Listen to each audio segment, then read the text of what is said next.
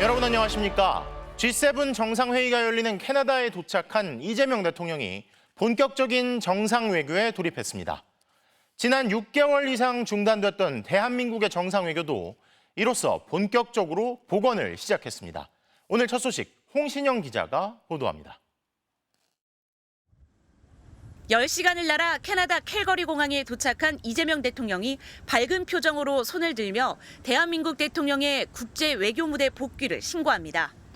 이 대통령 내외는 세바스티엔 까르에르 캐나다 외교부 의전장을 시작으로 도열해 있던 환영객들과 인사를 나눴는데 얼마 전 국가안보실 2차장에 임명된 이뭉순 주 캐나다 대사도 눈에 띄었습니다. 추투이나 부족족장은 전통 인디언 복장으로 환영 인사를 건네 눈길을 끌었습니다. 이 대통령은 공항을 빠져나간 지 2시간여 만에 남아프리카 공화국, 호주 정상과 잇따라 양자회담을 가지며 숨가쁜 일정을 소화했습니다. 며칠 전에 제가 통화를 했었는데 그때 목소리 들은 것보다 훨씬 더 젊고 미남이십니다. Looking at, I imagine through your voice, through phone call. You're very kind. 회담 후 진행된 환영 리셉션. 이 대통령은 G7 정상회의에 초청받은 7개국 정상들과 유엔 등 국제기구 수장들과도 다양한 대화를 나눴습니다. 주로 미국과의 관세 협상에 대한 대화가 오갔는데 어떻게 대처하고 있는지 의견을 나눴다고 대통령실은 설명했습니다. 특히 유엔 사무총장은 한국의 민주주의 회복력에 대해 큰 관심을 보였습니다. 환영 리셉션에선 김혜경 여사의 한복이 화제가 됐습니다.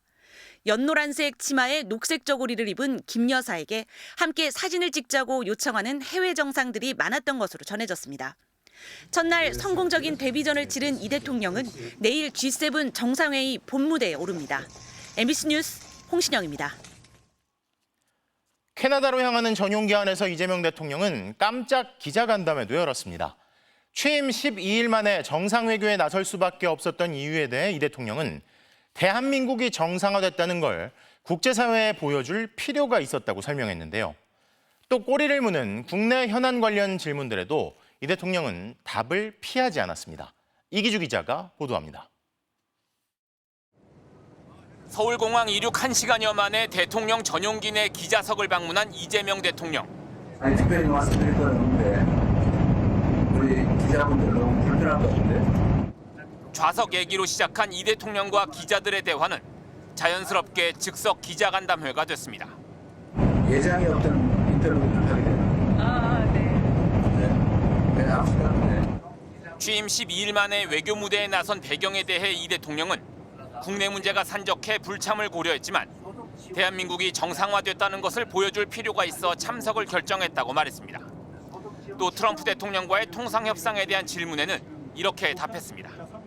최소한 다른 국가에 비해서 더 불리한 상황에 처하지 않게 하는 것 중요한 과제일 것입니다. 국내 현안 질문에도 이 대통령은 답을 피하지 않았습니다. 추경과 관련해선 소득 지원과 소비 진작 효과를 모두 고려하겠다면서 전 국민 보편 지원과 선별 지원을 병행할 뜻을 내비쳤습니다. 그래서 일단은 두 가지를 좀 섞어가는 게 어떻겠냐 그런 생각을 가지고 있는데 재정당국의 안을 좀 보고 또 당정협의도 해야 되니까. 이 대통령은 지난주 임명된 3대 특검에 대해선 얼굴 한 번 본 적 없고 개인적인 인연도 없다며 주변 의견을 수렴해 특검 취지에 맞는 사람을 선정한 것이라고 인사 기조를 설명했습니다. 또 지난 정부에서 이른바 바이든 날리면 논란의 여파로 전용기 탑승을 거부당했던 MBC 사례를 콕 집어 언급하며 언론과의 소통 의지를 강조하기도 했습니다. 저번에 우리 MBC는 쫓겨났다가 이번에 다시 복귀한 겁니다. 좀 조심하시지. 제가 그동안 일들 없이 더 많은 제한 없이 함께할 수 있도록 노력하겠습니다. 이 대통령은 임기 종료 시 목표 지지율에 대한 질문이 나오자 어려운 질문이라며 웃어 보인 뒤 출발할 때보다는 마칠 때 더 높아지기를 기대한다고 말했습니다. MBC 뉴스 이기주입니다. 10시간 넘는 이동 끝에 캐나다에 도착한 이 대통령은 곧바로 1박 3일간의 G7 정상회의 일정을 시작했습니다. 남아프리카 공화국에 이어 호주 정상과 양자회담을 잇따라 진행했고 이어서 환영 만찬에도 참석했는데요. 내일도 정상들과의 회담이 예정돼 있습니다. 현지에서 김재경 기자가 보도합니다. 이재명 대통령은 10시간 넘는 장거리 비행에도 휴식 없이 도착과 동시에 G7 정상회의 일정을 시작했습니다. 현지 시간으로 낮 12시쯤 도착해 환영 행사를 마친 이 대통령은 약 2시간 뒤 마타멜라 시릴 라마포사 남아프리카 공화국 대통령과 취임 이후 첫 양자회담을 30여 분간 진행했습니다. Nice to meet you. Nice to meet you as well. Really enjoy. And congratulations. 만나서 기쁩니다. 그리고 축하드립니다. Congratulations. 이 대통령은 에너지, 제조업 분야에서 활약하는 남아공 현지 우리 기업에 대한 지원을 당부했고 라마포사 대통령은 우리 기업에 남아공 투자가 확대되기를 바란다며 오는 11월 자국에서 열리는 G20 정상회의에 이 대통령을 초청했습니다. 첫 정상회담을 마친 뒤 불과 10여 분 만에 이 대통령은 앤소니 앨버니지 호주 총리와도 마주 앉았습니다. 닷새 전 통화에 이어 이번엔 얼굴을 맞댄 양 정상은 방위 산업과 에너지, 자원 공급 등 다양한 분야에서 양국의 협력을 더 강화해 나가기로 뜻을 모았습니다. Since then, we have built a very important economic relationship, a relationship of further defence cooperation, and a relationship between our people. 우리가 특히 자원, 에너지 문제, 또 자원 문제에서는 우리 호주에 의존하는 게 상당히 많습니다. 훨씬 더 협력적인 관계로, 미래지향적 관계로 발전하기 바랍니다. 남아공과 호주는 모두 한국전쟁 파병국으로 이 대통령은 대한민국 발전에 이들 도움이 결정적이었다고 언급했습니다. 특히 오늘 양자회담 개최는 한국의 민주주의가 12.3 내란을 극복하고 다시 회복됐음을 알리며 정상외교 복원에 신호탄을 쏘아 올렸다는 의미를 갖게 됐습니다. 이 대통령은 김혜경 여사와 함께 엘버타 주지사 주재 환영 리셉션과 메리 사이먼 캐나다 총독 주재 환영 만찬에 참석해 일정을 마무리했습니다. 도착 첫날 G7 초청국들을 대상으로 정상 외교를 시작한 이재명 대통령은 내일 확대 세션에선 G7 회원국들과의 정상회담을 진행할 예정입니다. 캐나다 캘거리에서 MBC 뉴스 김재경입니다. 그런데 G7 정상회의에 참석했던 미국 트럼프 대통령이 일정 첫날 갑자기 미국으로 돌아갔습니다. 트럼프와의 양자회담을 통해 관세 문제 등을 논의하려던 각국 정상들은 결국 빈손으로 돌아가게 됐는데요. 윤성철 기자가 보도합니다. 트럼프 대통령이 자신의 전용기인 에어포스1에 오르면서 엄지손가락을 치켜 올립니다. G7 정상회의 참석을 위해 캐나다 땅을 밟은 지 채 하루도 지나기 전에 귀국길에 오른 겁니다. 급작스런 귀국의 이유를 묻는 질문에는 엉뚱한 답변을 내놓습니다. I have to be back. Very important. I want to just thank our great host. You did a fantastic job. Thank you. In Canada. 다만 트럼프 대통령은 귀국길 전용기 안에서 이란 핵 문제의 진정한 종식을 원한다.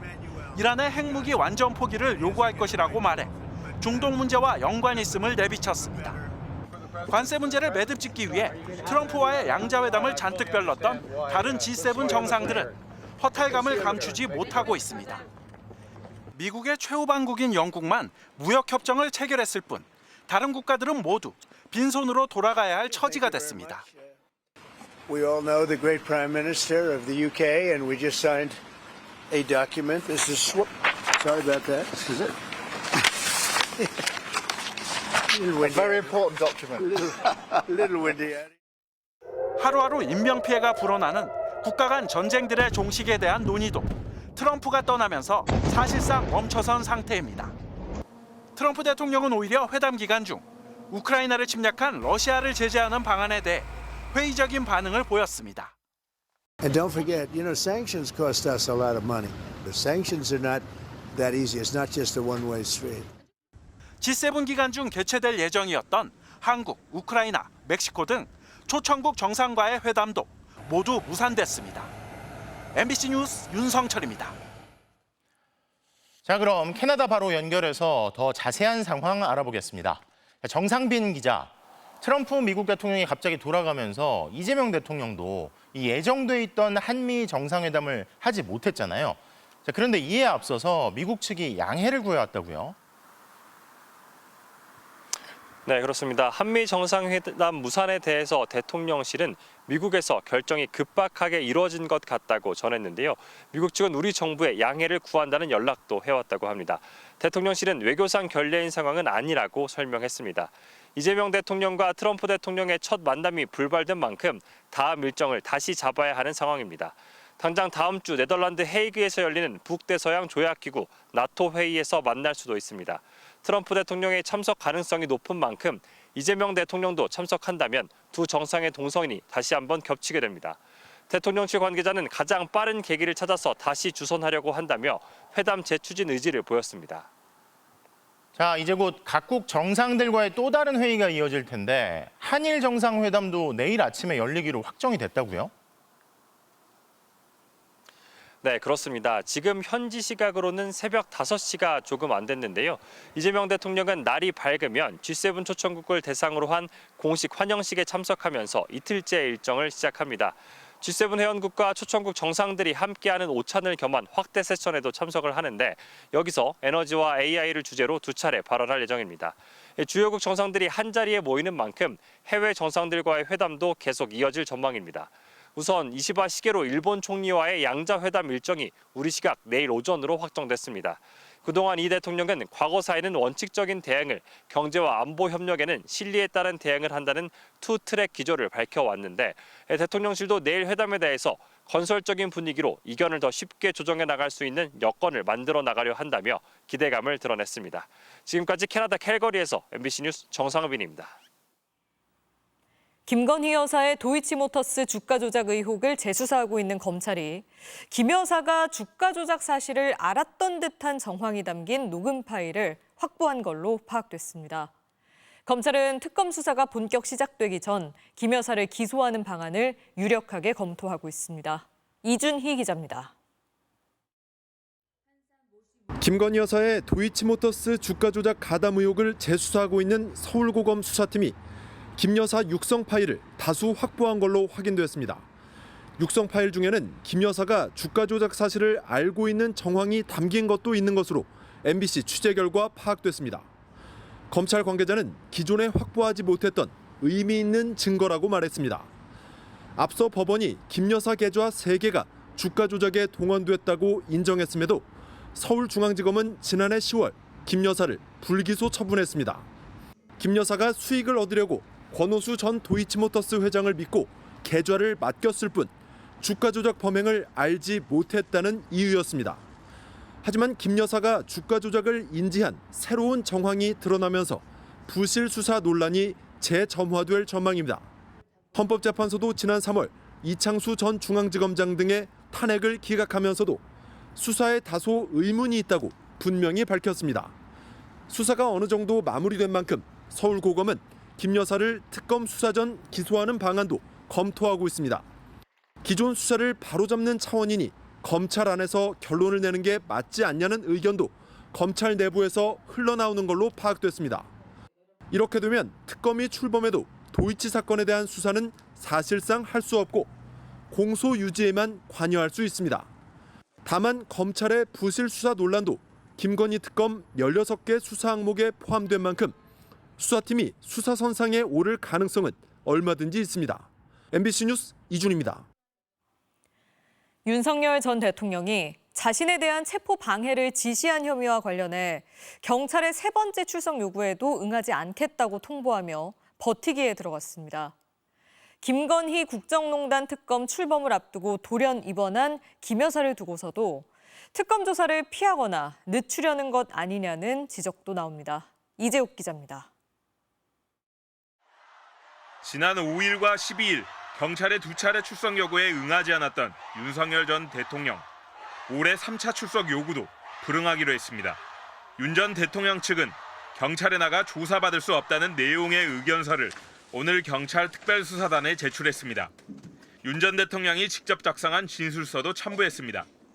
공수처에 내란 수사권이 없어 자신에 대한 체포영장 집행은 정당한 공무집행이 아니고 당시 경호처의 체포영장 집행 저지에도 관여하거나 지시한 건 없다는 내용입니다. 죄가 없다는 기존 입장을 반복한 겁니다. 정당한 공무 집행이 없었고 대통령은 거기에 대해서 관여한 바도 없다. 그런 사실을 가지고 조사한다는 것은 성립될 수 없는 것이고. 하지만 경찰은 경호처의 일사불란한 체포방해와 계엄 선포 나흘 뒤 군사령관들의 비화폰 정보 삭제 등에 윤 전 대통령의 입김이 강하게 작용한 것으로 보고 있습니다. 윤 전 대통령 대면 조사가 반드시 필요하다는 입장입니다. 경찰 특별수사단은 진술서와 의견서 내용을 검토하고 모레까지는 기다리겠다고 밝혔습니다. 통상 3차례 출석 요구에 불응하면 경찰이 체포 또는 구속영장을 신청한다는 점에서 이르면 20일 영장 신청 가능성도 열려 있습니다. 다만 윤 전 대통령 측은 필요성과 상당성이 입증되면이라는 단서를 달아 서면 조사나 제3의 장소 조사에는 응하겠다고 했습니다. 모든 조사를 거부한 건 아니라는 여지를 남겨 경찰이 영장을 신청하더라도 법원의 발부로 이어지는 것을 막기 위한 노림수로 풀이됩니다. 김건희 국정농단 특검 출범이 임박한 가운데 김 여사가 언제까지 입원할지도 관심입니다. 조선일보는 김 여사가 어제 서울 아산병원에 입원한 것 극심한 우울증 때문이라고 보도했습니다. 입원 초기 과호흡 증상을 보여 호흡기 내과 진료도 받았다고 했습니다. 건강 문제를 부각시켜 특검의 대면 조사를 피하거나 늦추려는 의도 아니냐는 지적도 나옵니다. MBC 뉴스 이재욱입니다. 김건희 여사가 검찰 대면 조사를 앞두고 있던 지난해 7월 초 김주현 당시 대통령실 민정수석과 비화폰으로 통화한 사실이 알려져 논란이 일고 있습니다. 검찰청도 아닌 경호처 부속 건물에서 김 여사가 황제 조사를 받기 약 2주 전의 일인데요. 김건희 국정농단 특검에서 대통령실의 수사 방해 의혹들이 풀릴지 관심이 쏠리고 있습니다. 구민지 기자입니다. 지난해 7월 3일 김건희 여사와 김주현 당시 대통령실 민정수석이 통화한 것으로 알려졌습니다. 김 여사는 일반 휴대전화가 아닌 도청이 불가한 비화폰을 사용한 걸로 전해졌습니다. 두 사람이 통화한 시점은 검찰이 김 여사를 대면 조사하는 방향으로 가닥을 잡고 세부 일정을 조율할 때였습니다. 도이치모터스 주가 조작 의혹, 명품 가방 수수 의혹과 관련해 언제 어디서 김 여사의 조사가 이뤄질지가 초미의 관심사였습니다. 그런데 통화한 지 약 2주 뒤 김 여사는 검찰청사도 아닌 대통령 경호처 부속 건물에서 비공개 조사를 받았습니다. 검찰총장도 사전에 조사 계획을 알지 못했고 검사들이 휴대전화를 모두 반납했다는 사실까지 알려지며 황제 조사 논란이 불거졌습니다. 예외도 특혜도 성역도 없다고 말씀드렸습니다.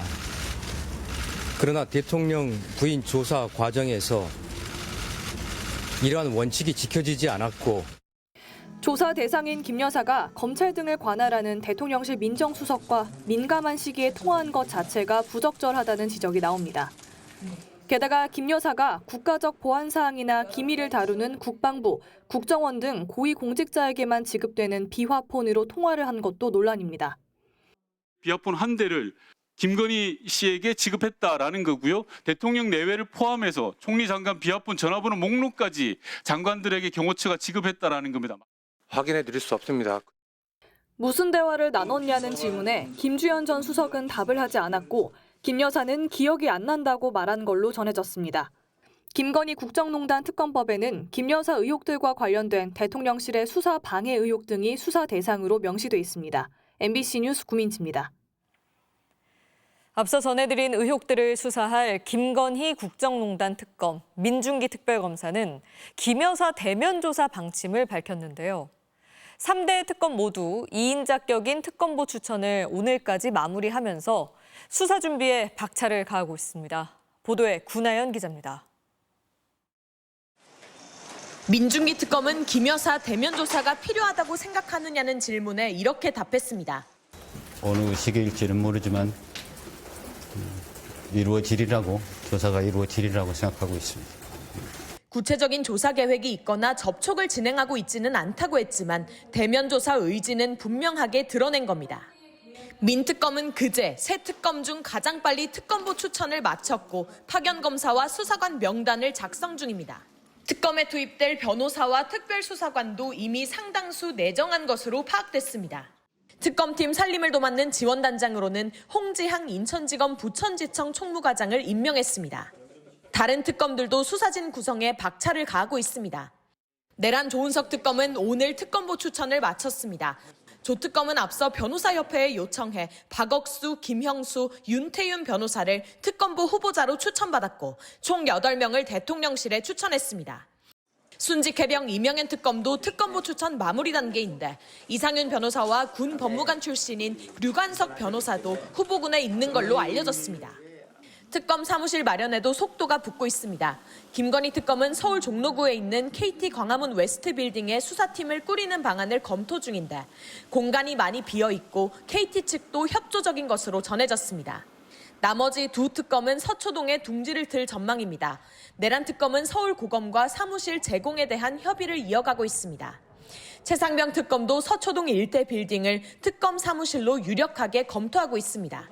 MBC 뉴스 구나연입니다. 김용현 전 국방장관의 구속기한 만료를 앞두고 법원이 보석을 결정하자 김 전 장관은 이를 취소해달라고 나섰죠.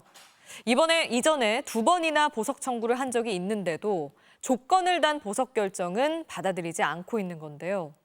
이대로라면 얼마 후 아무 조건 없이 풀려나게 되는데 검찰이 추가 기소를 하지 않고 법원도 신속히 재판을 진행하지 않은 탓이라는 지적이 나오고 있습니다. 유서영 기자입니다. 지난해 12월 27일 내란 피의자 중 가장 먼저 구속 기소된 김용현 전 장관. 재판이 채 시작도 안 된 지난 1월 보석을 청구했습니다. 김 전 장관 측은 우려가 있다면 재판장님께서 보석 조건을 통해서 당사자 접촉 등을 충분히 막을 수 있다고 했습니다. 하지만 결과는 기각. 김 전 장관은 포기하지 않고 지난 4월 또 보석을 청구했습니다. 그런데 이번에는 법원 판단도 안 받아보고 스스로 청구를 취하했습니다. 마치 보석을 시도한 적 없는 사람처럼 수감돼 있는 부하들보다 먼저 나갈 수 없다는 이유를 댔습니다. 하지만 재판부는 계엄 사태 관련자 접촉 금지 등 조건을 달아 직권으로 보석 결정을 했습니다. 김 전 장관 측은 구속 상태 연장과 다름없다며 서울고법에 보석 결정 취소를 요청했습니다. 보석 조건을 스스로 언급했던 지난 1월과는 태도가 완전히 바뀐 겁니다. 추가 기소했다면 구속 기간이 늘어났겠지만 검찰은 그렇게 하지 않았습니다. 노상원 전 정보사령관 등과 함께 북한과의 군사적 마찰을 모의했다는 의혹, 한남동 대통령관저 미등기 건물 관련 뇌물 의혹 사건을 들고만 있었습니다. 검찰이 이달 26일 전까지 추가 기소를 안 하면 김 전 장관은 완전한 자유의 몸으로 풀려납니다.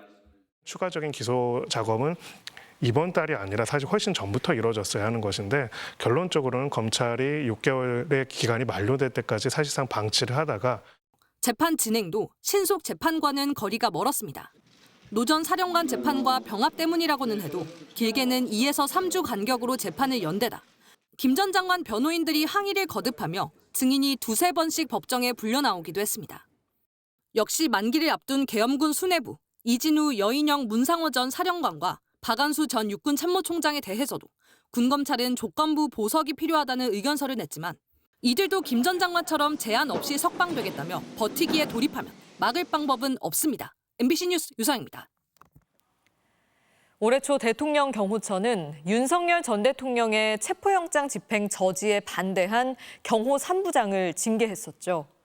대기 발령 5개월째인 오늘 경호 3부장이 징계 처분을 무효화해달라며 소청을 청구한 걸로 파악됐습니다.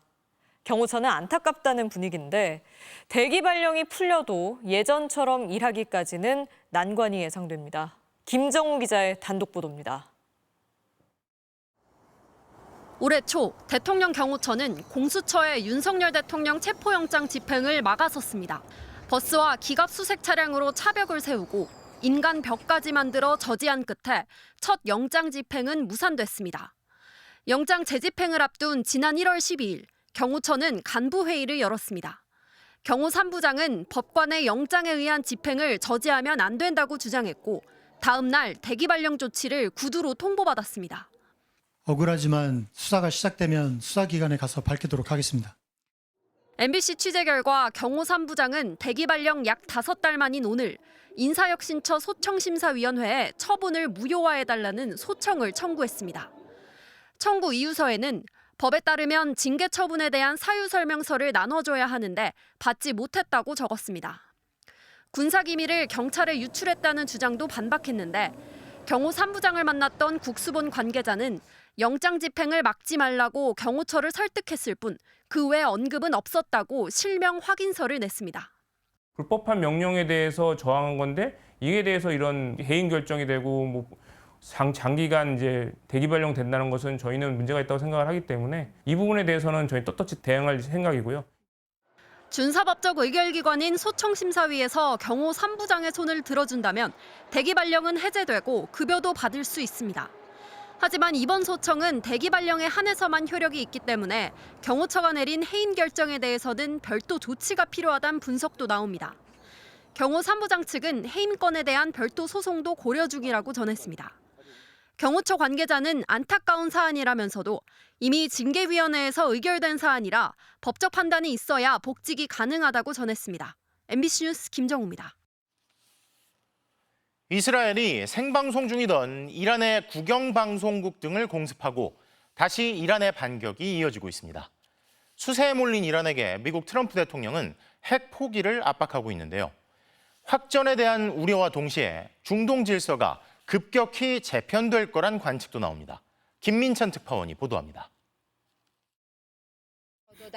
생방송으로 전쟁 소식을 전하던 이란 국영방송. 갑자기 엄청난 폭발음이 들리더니 연기와 파편이 화면을 가득 메우고 앵커가 황급히 자리를 피합니다.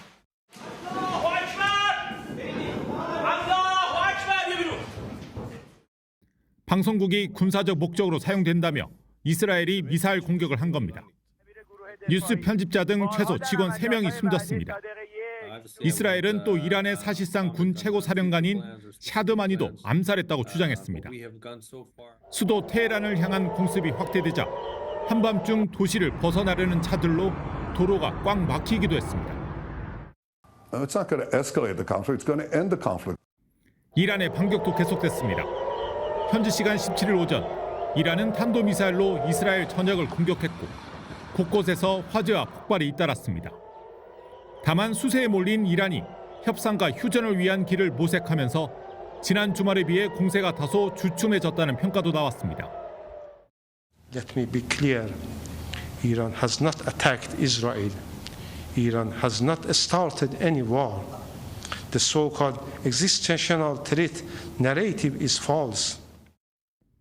실제 이란은 제3국을 통해 이스라엘과 미국의 공격 중단과 핵 협상 재개를 원한다는 뜻을 전달한 것으로 전해졌습니다. 미국 매체 역시 이번 주 미국이 이란 측과 다시 회담을 준비 중이라고 보도했습니다.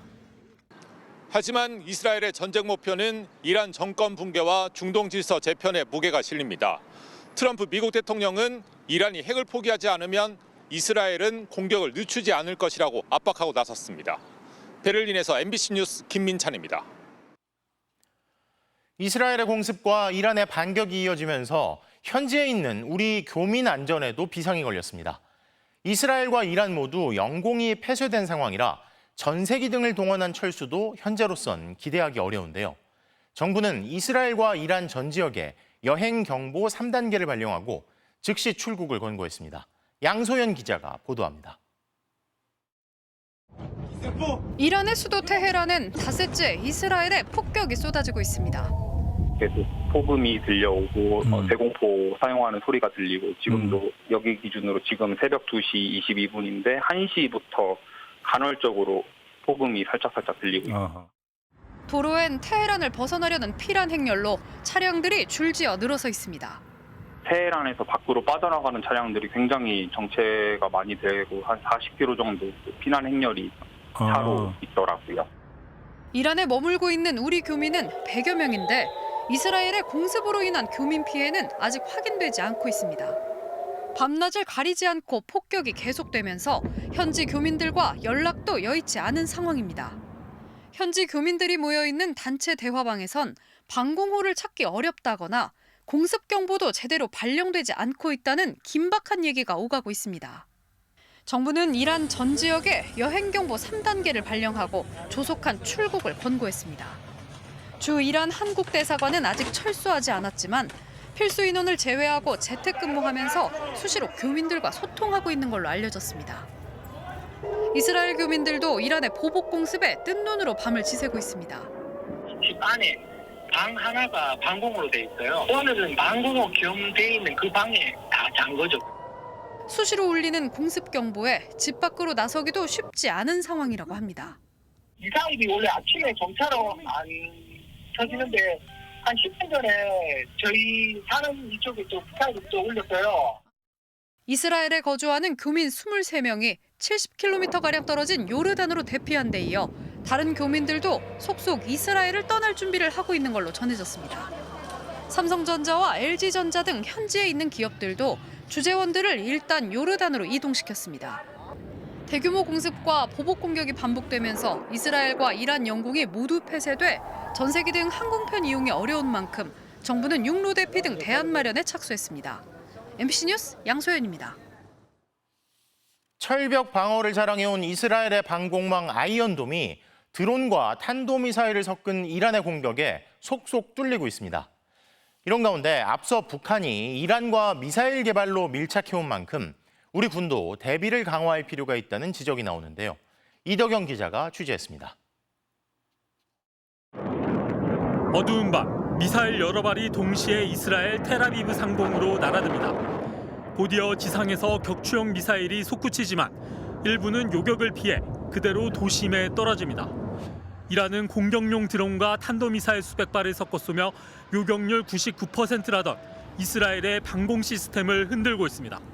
이스라엘의 방공망은 아이언돔을 포함해 여러 겹의 다층 구조로 되어 있는데 이란은 드론을 미끼로 사용해 교란하고 비행 궤적이 다른 여러 미사일을 동시에 발사해 이스라엘을 공격하고 있습니다.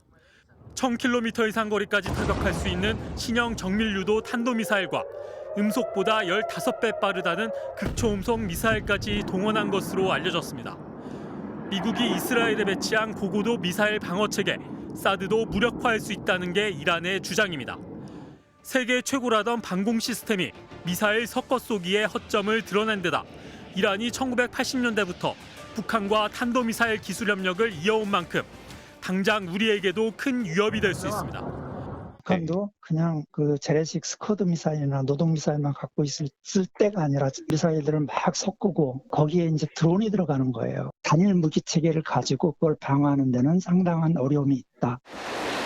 북한도 수백 대의 이동식 발사대를 운용하며 도발 수단을 꾸준히 늘리고 있고 극초음속 미사일과 잠수함 발사 탄도미사일 등 신형 무기 개발에 힘을 쏟고 있습니다.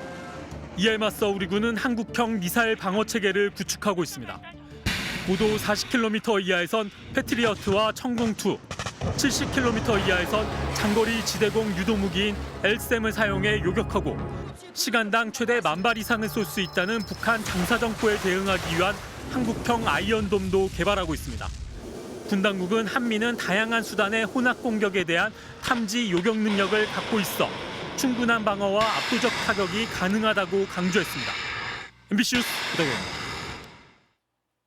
G7 정상회의에 참석 중인 이재명 대통령이 새로 선출된 여야 원내대표에게 만나자고 제안했습니다.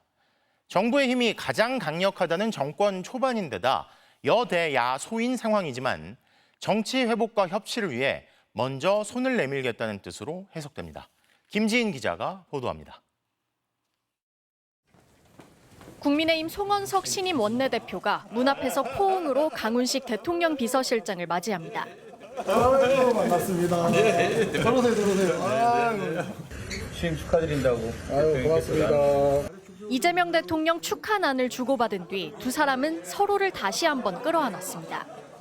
강 비서실장이 지금은 싸울 때가 아니라며 여야정이 함께 힘을 모으자고 강조했습니다. 저희가 같이 국회 후반기 예결위 간사를 했었는데요. 조금씩 양보해서 저희가 윈윈하는 참 좋은 국정 파트너였다. 이게 이재명 정부를 좀 많이 도와주십사. 이재명 대통령이 순방을 떠난 사이 나란히 여야를 상징하는 파란색과 빨간색이 섞인 넥타이를 맨 강훈식 비서실장과 우상호 정무수석이 야당을 찾아 협조를 당부한 겁니다. 이재명 대통령이 여야 원내대표를 오찬에 초청한 사실도 깜짝 공개됐습니다. 대통령님께서 여야 정치 회복을 위한 여야 원내대표 오찬을 초청을 하셨습니다. 시기 같은 거는 국민의힘과 조율을 갖다가 해야 되는 상황이기 때문에. 정치 회복을 위해 여야 회동을 제안한 건데 국민의힘 송원석 원내대표 역시 긍정적인 반응을 보였습니다. 기본적으로 저도 좋다고 했습니다. 소통이 필요하다고 생각했고 국회에서 원내 지도부가 소통하는 것이 협치의 기본이고. 대통령실의 협치 노력에 부응하듯 신임 여야 원내 지도부는 일주일에 한 번 원내대표 간 회동을 정례화하기로 합의했습니다. 하지만 추경안과 쟁점 법안 처리, 국회 법사위원장 자리 등을 놓고 입장차가 큰 만큼 제대로 된 협치가 가능할지는 의문입니다. 여야는 당장 오는 19일 국회 법사위원장과 예결위원장 등 선임을 위한 국회 본회의를 앞두고 있는데 이재명 정부 출범 이후 여야 간 실질적 협치 여부를 따져볼 첫 시험대가 될 것으로 보입니다. MBC 뉴스 김지인입니다. 국민의힘 대선 후보 경선에서 탈락한 뒤 탈당하고 정계 은퇴를 선언했던 홍준표 전 대구시장이 하와이에서 돌아왔습니다. 국민의힘을 비롯한 야권 재편에 변수가 될지 주목됩니다. 김민형 기자의 보도입니다. 홍준표 전 대구시장이 38일 만에 돌아왔습니다. 미국 하와이 체류에 대해 나라를 위해 무엇을 해야 할지 고민하는 시간이었다던 홍 전 시장은 정계 은퇴를 번복하는지 여부에 말을 아꼈습니다. 대신 귀국 후 첫 메시지로 이재명 정부를 향해 정치 보복을 하지 말라고 요구했습니다. 나라가 조속히 좀 안정이 되었으면 합니다. 새 정부가 좀 정치 보복을 하지 말고.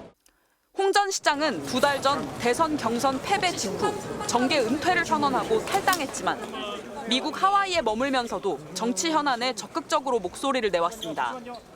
특히 옛 친정인 국민의힘을 향해 사이비 보수 집단, 내란 동조당이면 정당 해산 사유가 된다며 연일 날을 세워왔습니다. 한 달 전에 이미 이야기를 했고 대선 지면 위원정당으로 해산당한다. 한 달 전에 이야기했어. 당장 신당 창당이나 개혁신당과의 연대도 녹록지 않은 상황. 홍 전 시장을 바라보는 국민의힘 내부 시선은 냉랭합니다. 대선 때 이른바 하와이 특사단까지 보내 김문수 캠프 합류를 요청했지만 홍 전 시장이 거부하면서 골이 더 깊어진 탓입니다. 국민의힘에선 송원석 원내대표가 새로 선출됐지만 개혁안을 놓고 당내 이견이 여전합니다. 김용태 비상대책위원장은 탄핵 반대 당론 무효화 등 자신의 5개 개혁안을 당원 여론조사에 붙이자고 요구하고 있지만 우리 당의 쇄신이 시작되는 전환점이라고 생각이 들고요. 저는 당원 여론조사를 거부할 명분이 없다라고 생각이 듭니다. 송 원내대표는 혁신위원회부터 만들어 개혁안을 논의하자며 다소 유보적인 입장입니다. 국민의힘은 국민과 함께 혁신위를 통해 생존을 위한 변화와 쇄신을 추진하겠습니다. 대선 패배를 누가 책임질지, 당내 혁신을 어떻게 할지를 두고 갈등이 계속되고 있는 상황에서 홍 전 시장의 귀국은 보수 야권 구도에 적지 않은 영향을 끼칠 걸로 보입니다. MBC 뉴스 김민영입니다. 일주일 남은 김민석 국무총리 후보자 인사청문회를 앞두고 국민의힘의 공세가 이어지고 있습니다. 김 후보자는 국민의힘의 의혹 제기에 선제적으로 해명을 계속하면서 청문회를 대비하고 있습니다. 이문현 기자가 보도합니다. 국민의힘 주진우 의원이 공개한 김민석 국무총리 후보자의 차용증입니다. 김 후보자는 2018년 4월 전북 정읍에 거주하는 이모 씨에게 1,000만 원을 연이자 2.5%로 5년간 빌렸습니다. 김 후보자는 같은 달 총 11명으로부터 1억 4천만 원을 빌렸는데 모두 동일한 차용증을 썼습니다. 주 의원은 11장의 차용증 양식이 모두 같았고 5년 넘게 독촉한 사람이 없었다며 쪼개기 불법 후원의 전형적 수법이라고 지적했습니다. 빚밖에 없는 사람이 1억 4천만 원을 유력 정치인이 아니면 뭔가 일반 국민이 정상적으로 대여할 수 있느냐. 국민의힘은 김 후보자의 재산 형성 과정도 의심하고 있습니다. 지난 2020년 김 후보자가 신고한 재산은 마이너스 5억 8천여만 원인데 이번 정부의 인사청문 요청안에 기재된 재산은 2억 1천여만 원으로 8억 원 가까이 늘었습니다. 국회의원 연봉은 약 1억 원. 생활비를 사용하면서 형성할 수 있는 재산 규모가 아니란 겁니다. 그 돈으로 6억이 넘는 추징금, 2억에 달하는 기부금, 매년 수천만 원의 신용카드 사용액 등을 다 충당했다고 합니다. 세부적인 소득 내역과 과세 증빙이 필요합니다. 김민석 후보자는 사적 채무 의혹에 대해 여러 사람에게 같은 날짜에 같은 조건으로 1,000만 원씩 채무를 일으켰기 때문에 차용증 형식이 똑같은 것은 지극히 당연하고 최근 은행 대출로 사적 채무를 청산했다고 해명했습니다. 모든 문제에 대해서 답할 것이고 청문회를 통과해 갈 것입니다. 인사권자인 이재명 대통령 또한 김 후보자가 설명할 수 있을 것이라고 밝혔습니다. 충분히 내가 설명할 수 있는 예를 들면 그냥 의혹의 불과하다라고 말씀하고 계셔서 야당 국민의힘은 오는 24일부터 양일간 열리는 김 후보자의 인사청문회에서 송곳 검증을 예고한 가운데 여야는 청문회 증인, 참고인 채택을 놓고 벌써부터 난항을 겪고 있습니다. MBC 뉴스 이문현입니다. 재작년 개장한 인천의 한 대형 공연장 앞에서 바가지 요금 택시가 기승을 부리고 있습니다. 인천에서 홍대까지 15만 원, 20만 원 부르는 게 값이라는데 K-팝 공연을 보러 온 외국인들이 주로 표적이 되고 있는데요. 이재인 기자가 현장 취재했습니다. 지난 7일 밤 인천 영종도의 15,000석 규모 대형 공연장 앞. 유명 K-팝 그룹의 콘서트가 끝난 뒤 관객들이 쏟아져 나오면서 교통난이 시작됩니다. 딱 하나 있는 노선버스 배차 간격은 1시간. 공연장에서 인천공항까지 제공하는 40인승 셔틀버스는 30분에 한 대꼴입니다. 택시기사들이 움직이는 건 바로 이때부터입니다. 인천공항 얼마? 5만 원씩 받아요. 원래 10,000원이면 가던데. 그래요, 꼭 택시가 없어가지고. 가격은 다 똑같아요, 여기. 8.6km, 15분이면 가는 인천공항까지 평소보다 5배 비싼 요금을 내라는 겁니다. 밤이 깊어질수록 호객 행위는 심해집니다. 서울 홍대 입구역까지 간다고 하자 부르는 게 값입니다. 홍대에 한 15만 원 주세요. 근데 이따 되면 한 20만 원 받을 거예요. 지금 나가시는 게 나아요. 택시 호출앱을 몇 번을 눌러봐도 지금 배차되는 택시가 없다는 답만 뜨다 보니 울며 겨자 먹기로 선택지가 없습니다. 한국어에 서툴고 물정에 어두운 외국인이 주요 표적입니다. SNS에서도 20분 거리인데 5만 원에서 10만 원을 불렀다는 외국인들의 항의글을 찾을 수 있습니다. 혹시 한국 분이세요? 이분이에요. 콜 부르셨나 해서요. 네. 아, 잡히셨어요? 아직. 어디까지 가세요? 운소역. 너무 좀 비싸게 부르셔서 하시는 거세요? 일부 기사들은 앞뒤 4자리가 꽉 찰 때까지 행서지가 같은 승객들을 골라 태웁니다. 이렇게 사람 모아오면 몇 분이신데요? 아니 저는 혼자여서 이제 모아야죠. 그러니까 합승은 저희가 모아오는 거고 금액이 맞으시면 현행법상 합승은 택시 앱을 통해서만 가능하고 남성은 남성, 여성은 여성끼리만 할 수 있지만 지켜지지 않고 있는 겁니다. 재작년 12월 공연장이 문을 연 뒤 거의 매주 공연이 열립니다. 불법 택시 영업도 공연 때마다 반복되고 있습니다. 한 1년 돼요, 1년. 단속 나온 적은 없었나요? 한 번도 못 봤어요. 택시 바가지 요금과 합승 강요는 모두 과태료 처분 대상입니다. 인천시는 현장이 그런 줄 몰랐다면서 이달부터 단속하겠다고 밝혔습니다. MBC 뉴스 이재인입니다. 도심에서 난폭 운전을 하던 만취 운전자가 근처 중고등학교로 돌진한 일이 뒤늦게 알려졌습니다. 다행히 인명피해는 없었지만 이 운전자는 자신이 격투기를 배웠다며 경찰에 한판 붙자고 행패까지 부렸습니다. 윤소영 기자입니다. 초록불에도 움직이지 않는 승용차 한 대. 바로 옆에서 경찰이 정차를 요구하자 잠시 멈추는가 싶더니 이내 달아납니다. 빠른 속도로 도주하던 차량은 인근 중고등학교로 돌진합니다. 교문을 그대로 통과한 차량은 잔디밭과 사람들이 오가는 좁은 통로를 헤집으며 위험한 질주를 이어갑니다. 차량이 난입했을 당시 학교 내부 공사 현장엔 인부 5명이 작업 중이어서 자칫 아찔한 인명피해로 이어질 뻔했습니다. 도주 차량은 경찰차가 바짝 쫓는데도 학교 내부를 질주하다 다시 빠져나갔고 9분간의 추격 끝에 신호 대기 차량에 막혀 붙잡혔습니다. 차량에서 내리지 않고 버티던 운전자는 경찰이 창문을 깨자 손을 뻗어가며 격렬히 저항합니다. 실랑이 끝에 차에서 나온 남성은 격투기를 배웠다며 다시 경찰에게 달려들었다가 제압당했습니다. 수갑을 차고 연행되면서도 경찰을 몸으로 밀치며 행패를 이어갔습니다. 운전석은 이제 2cm 정도 내려서 이제 저희한테 이제 욕설을 하면서 비켜라. 나 이제 아버지 임종 보러 가야 되는데 너희들이 막을 이유는 없다. 이제 그런 식으로. 경찰 조사 결과 운전자인 30대 남성은 당시 혈중 알코올 농도가 면허 정지 수준으로 음주운전 사실을 들킬까봐 도망쳤다고 진술했습니다. 경찰은 이 남성을 음주와 난폭운전, 공무집행 방해 혐의로 검찰에 송치했습니다. MBC 뉴스 윤소영입니다. SPC 삼립 공장에서 일하던 노동자가 숨지고 한 달이 지난 오늘, 경찰과 고용노동부가 사고가 난 공장과 SPC 본사에 대한 첫 압수수색에 들어갔습니다. 네 번째 영장 신청 끝에 이뤄진 건데요. 조건희 기자가 취재했습니다.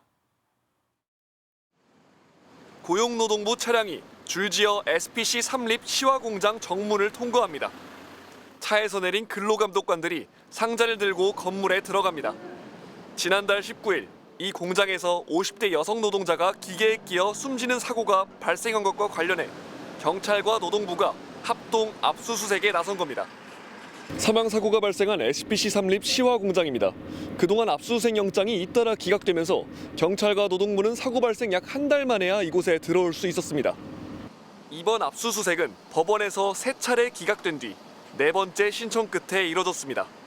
MBC 취재 결과 수사당국은 세 번째 영장 청구 당시 2022년 10월 15일 이후에 안전보건 관련 내부 보고와 결제 문서 등을 확보하겠다고 법원에 요청했습니다. 해당 날짜는 평택 SPL 제빵 공장에서 20대 여성이 일하다 숨진 날이었습니다. 2022년 SPL, 2023년 샤니 공장 등 SPC 계열 공장에서 사망 사고가 반복되고 있다는 점에서 그룹 차원의 책임이 있는지 따져보려 한 것으로 보입니다. 하지만 법원은 이번 사고와 시간적 관련성이 부족하다는 이유로 영장을 내주지 않았고 결국 압수 기간과 범위를 대폭 줄인 것으로 전해졌습니다. 수사당국은 서울 서초동 SPC 삼립 본사도 압수수색해 중대재해처벌법 위반 혐의로 입건된 김범수 대표이사와 최고안전 책임자 CSO 사무실에서도 자료를 확보했습니다. 숨진 노동자가 기계에 뿌린 윤활유가 인체에 해로운 공업용이라는 의혹에 대해서도 수사가 본격화됐습니다. SPC 측은 제빵 공정에는 인체에 무해한 식품용 윤활유만 쓴다고 밝혔습니다. 경찰은 사고 당시 숨진 노동자가 갖고 있던 윤활유 용기가 공업용 용기와 같다는 점을 확인하고 내용물에 대한 감정을 국립과학수사연구원에 의뢰했습니다. MBC 뉴스 조건입니다. 159명이 숨진 12구 이태원 참사의 진상을 밝히기 위해 지난해 9월 출범한 특별조사위원회가 오늘에야 공식적인 첫 조사 업무에 돌입했습니다. 참사의 원인은 물론 윤석열 전 대통령의 참사 당일 대응이 적절했는지까지 들여다볼 계획인데요. 조사 과정에 현실적인 어려움도 적지 않다고 합니다. 변윤재 기자가 취재했습니다. 12구 이태원 참사 특별조사위원회가 진상조사에 착수했습니다.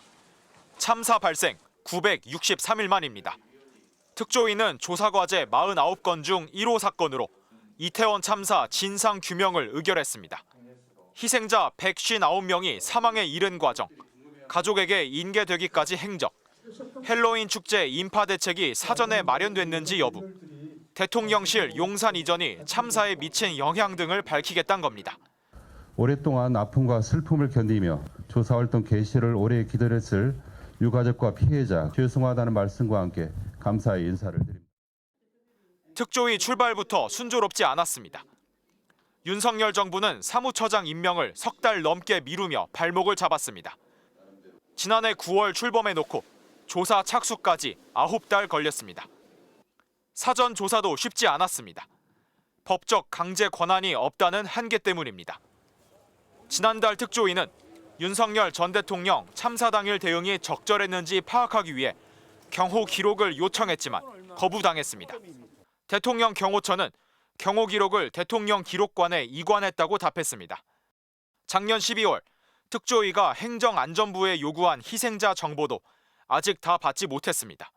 행안부는 처음엔 이름만 주더니 요청 6개월 만에 새 정부로 바뀌고 나서야 성별, 주민등록번호를 내줬습니다. 유가족 정보는 아직 소식이 없습니다. 그러는 사이 유가족에 대한 2차 가해는 계속됐습니다.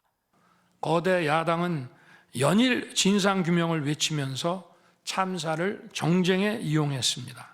당시 북한이 민노총 간첩단에게 보낸 지령문에 이런 내용이 있습니다. 이번 특대형 참사를 계기로 윤 전 대통령의 책임 여부까지 남은 의혹을 모두 해소하기 위해선 정부 기관의 협조가 필수적입니다. 마지막 남아있는 그런 한 점의 의혹을 더 털어내어서 이들의 책임자들이 어떤 잘못을 했는지를 밝혀질 수 있게끔. 특조위 활동 기간은 오늘로부터 1년으로 석 달 더 연장이 가능합니다. MBC 뉴스 변윤재입니다. 영국 옥스퍼드대 부서 로이터 저널리즘 연구소가 48개국을 대상으로 조사한 결과 국내에선 MBC 뉴스가 응답자 61%로부터 신뢰한다는 답을 얻어 3년 연속 1위를 기록했습니다. 지난해 조사 대비 4%포인트 상승한 수치입니다. 로이터 저널리즘 연구소는 지난해 12월 비상계엄 선포로 사회가 혼란에 빠졌고 소셜미디어를 통해 허위 조작 정보 등이 급속히 확산됐지만 주요 매체들이 팩트체크를 강화하고 신뢰할 수 있는 정보를 제공했다고 평가했습니다. 편의점이나 마트에서 사는 생수병 겉면에는 비닐 라벨이 붙어 있죠. 정부는 재활용률을 높이기 위해 라벨 없는 투명 페트병 사용을 의무화했는데요. 이제 내년부터 전면 시행인데 현장에선 아직 혼란이 크다고 합니다. 무슨 상황인지 박성원 기자가 취재했습니다. 경기도의 한 생수 공장. 페트병에 담긴 생수가 쉴 새 없이 쏟아져 나옵니다. 병에는 비닐 라벨이 없습니다. 페트병 재활용을 위해 환경부가 내년부터 먹는 샘물에 라벨 부착을 전면 금지했는데 이를 앞두고 라벨 없는 생수병 생산을 더 늘리고 있습니다. 대신 제품명은 페트병에 볼록하게 새겼습니다. 소비자가 봤을 때 이게 어떤 제품이구나 시인성을 향상시키기 위해서. 그런데 디자인을 바꾼 뒤 물값을 결제하는 게 불편해졌습니다. 묶음 판매 제품은 비닐 포장에 결제용 바코드를 부착해서 팔 수 있지만 낱개 제품의 경우 바코드 넣을 곳이 없어진 겁니다. 그래서 나온 대안이 병뚜껑에 넣은 QR코드에 제품 정보와 함께 가격까지 담는 겁니다. 하지만 현장에선 사실상 무용지물입니다. 기존 결제 시스템은 막대기 모양의 바코드만 인식하기 때문입니다. 수십만 원을 들여 단말기를 바꿔도 오류가 나기 일쑤입니다. 대부분 매장에선 어쩔 수 없이 계산대에서 일일이 손으로 금액을 입력하고 있습니다. 손님들이 많이 기다리고 있는데 시간이 계속 딜레이 되다 보니까 물만 파는 게 아니라 물을 팔면서 또 다른 빵을 팔 수도 있고 다른 과자들을 팔 수도 있는데 대형마트에서도 난색을 보이고 있습니다. 낱개로 된 생수 몇 병을 팔기 위해 결제, 물류 시스템을 별도로 개발해야 하기 때문입니다.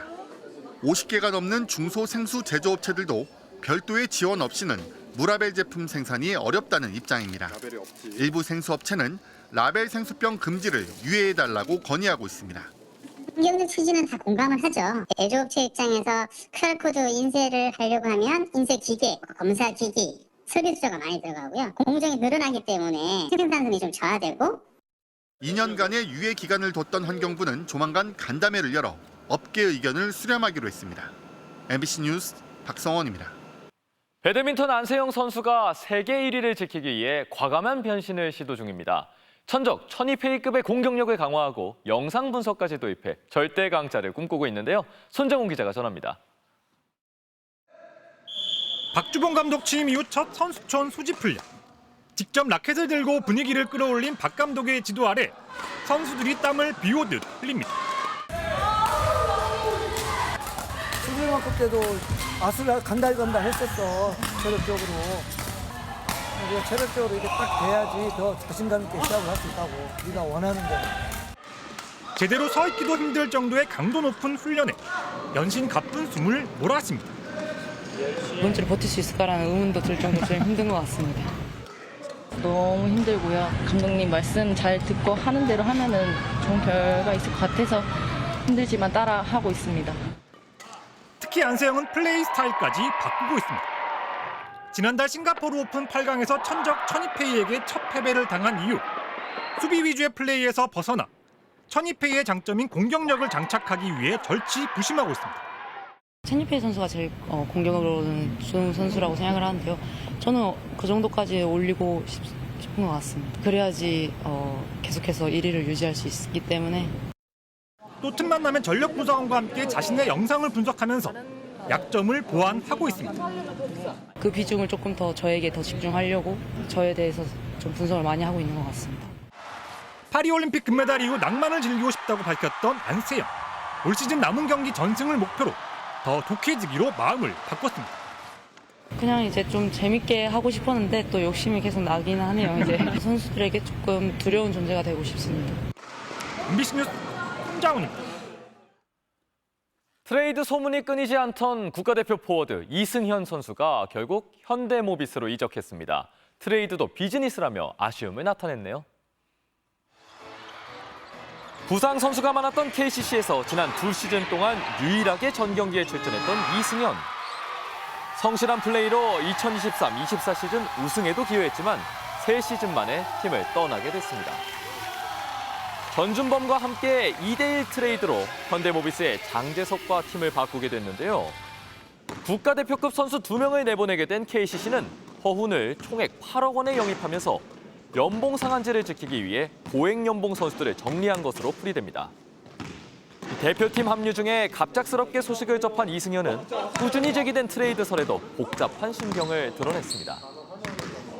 많이 시원소섭하고 큰 뜻을 품고 팀을 갔었는데 뭐 아쉬운 마음과 이런 게 있지만 뭐 그것도 뭐 한편에 뭐 비즈니스적이고. 유도 81kg급 세계 랭킹 1위 이준환 선수가 업어치기 한판 승으로 3년 연속 세계 선수권 동메달을 따냈습니다. 화요일 밤 스포츠 뉴스였습니다.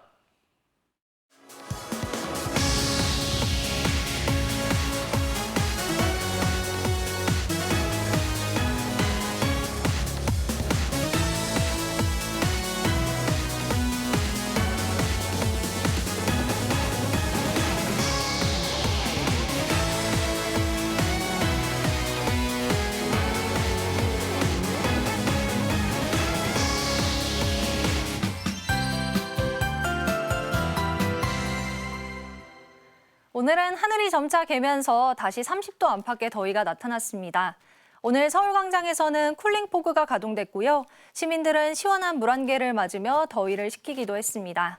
날은 갈수록 더워지겠습니다. 내일 서울의 낮 기온이 31도, 모레는 32도까지 오르겠고요. 경주도 모레 34도까지 오르는 등 더위가 절정에 달하겠습니다. 온열 질환이 발생하지 않도록 주의하셔야겠습니다. 한편 제주는 닷새 전 이른 장마가 시작됐는데요. 금요일엔 중부와 남부지방도 동시에 장마가 시작될 것으로 보입니다. 비는 목요일 밤 중부를 시작으로 금요일 전국 대부분 지방으로 확대되겠는데요. 특히 금요일과 토요일 사이 정체전선상에서 저기압이 발달하며 곳곳으로 폭우가 쏟아질 가능성이 있습니다. 피해 없도록 대비 잘해주셔야겠습니다. 내일 오전까지 서해안과 남해안 지방은 짙은 안개가 끼겠고요. 낮 동안 맑은 하늘에 자외선이 강하겠습니다. 내일 아침 기온은 서울이 20도, 대구 21도가 예상되고요. 한낮 기온은 서울이 31도, 광주 32도까지 오르겠습니다. 중부지방은 주말 오후에 비가 그치겠지만 남부지방은 다음 주까지 비가 길게 이어질 전망입니다. 날씨였습니다. 검찰 조사를 앞두고 민정수석과 그것도 비화폰으로 수십 분씩 통화했다는 김건희라는 이름은 이제서야 나오고 수괴에 이어 중요 임무 종사자들까지 내란죄 피고인들은 줄줄이 석방을 앞두고 있습니다. 나라가 정상 궤도를 찾아가고 있어 다행이지만 수사와 재판에선 아직 갈 길이 멉니다. 화요일 뉴스데스크 마칩니다. 시청해주신 여러분 고맙습니다.